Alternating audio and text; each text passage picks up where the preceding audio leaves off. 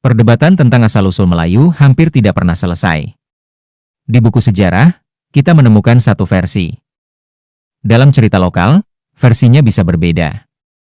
Dan di ruang diskusi publik, perdebatan itu sering berubah menjadi saling curiga.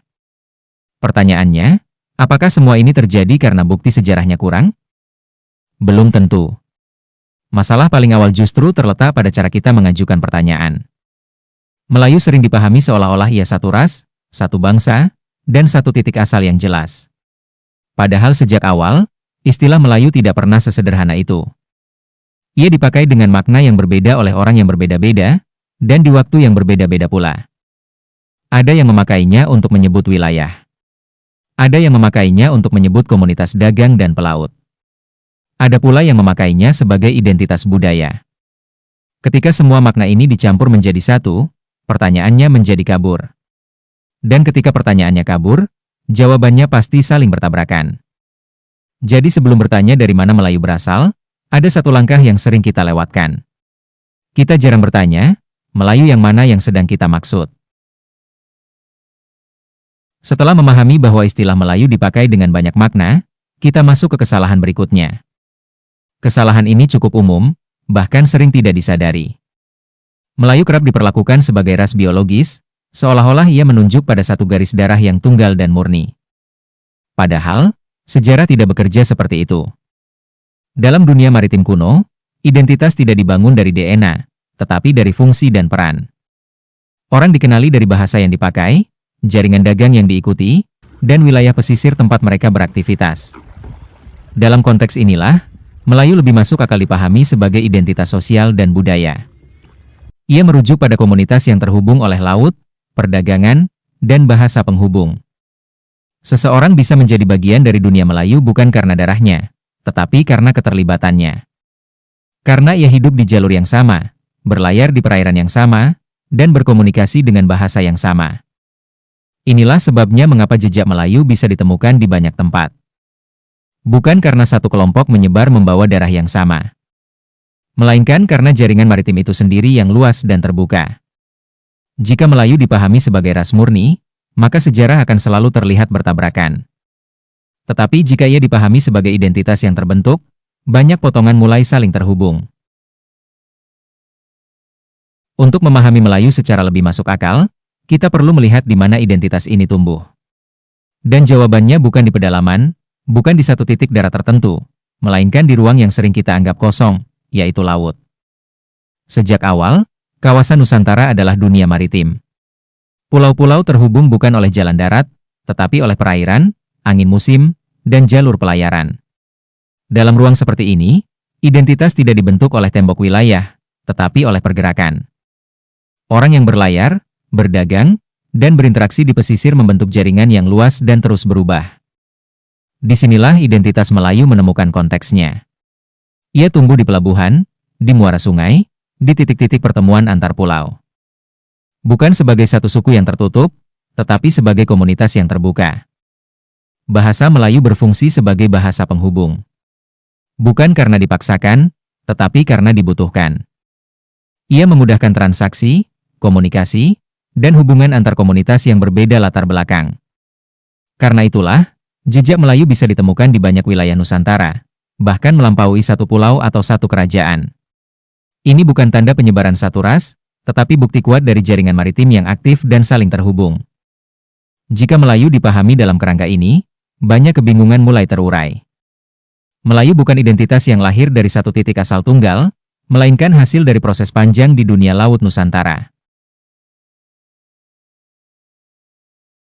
Salah satu kesalahan besar dalam melihat sejarah Nusantara adalah anggapan bahwa wilayah ini berada di pinggiran peradaban.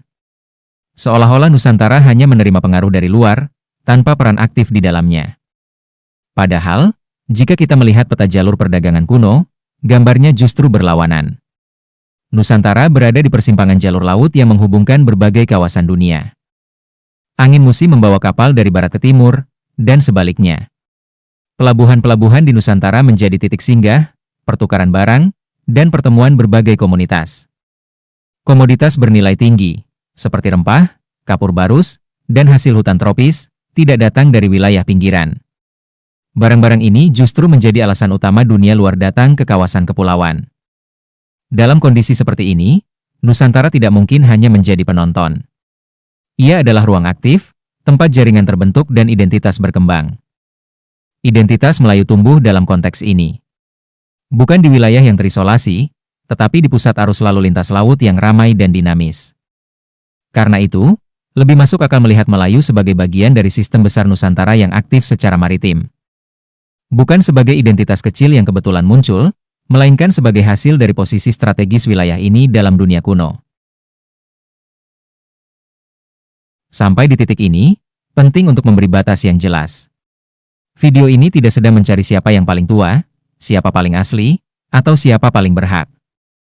Tujuannya juga bukan mengganti satu klaim ekstrim dengan klaim ekstrim yang lain. Sejarah jarang bekerja dengan cara hitam dan putih. Melayu tidak perlu dipahami sebagai identitas yang berdiri sendirian dan terpisah dari kelompok lain di Nusantara. Ia tumbuh berdampingan, berinteraksi, dan saling memengaruhi dengan komunitas lain. Karena itu, pembahasan ini tidak bisa disederhanakan menjadi satu garis lurus asal-usul. Identitas seperti Melayu lebih tepat dipahami sebagai hasil dari proses panjang, bukan produk instan dari satu peristiwa atau satu migrasi. Batas ini penting agar kita tidak terjebak pada kebanggaan yang berlebihan, atau sebaliknya, pada penolakan yang emosional. Dengan memberi batas, kita justru membuka ruang untuk memahami sejarah dengan lebih tenang dan proporsional. Bukan untuk merendahkan siapapun, tetapi untuk melihat posisi Melayu secara lebih jujur di dalam sejarah Nusantara. Di akhir pembahasan ini, ada satu hal penting yang perlu diperjelas. Melayu memang tidak lahir sebagai ras biologis yang kaku. Tetapi ia juga tidak bisa disamakan dengan sekadar nama wilayah kosong. Untuk memahaminya, kita bisa melihat perbandingan sederhana.